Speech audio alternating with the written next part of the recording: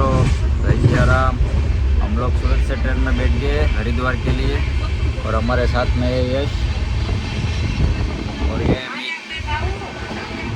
है प्रवीण बापू गोवा से और हर चलो के मोटा बड़ा भाई। आपका नाम क्या है भाई? करण साथ में और एक भाई है मोटा बड़ा सा सूरत से और हमारे साथ में वो भी हरिद्वार जाएंगे और हम आगे आपको दिखाएंगे हरिद्वार की सफर। बने रहिए हमारे ब्लॉग पे।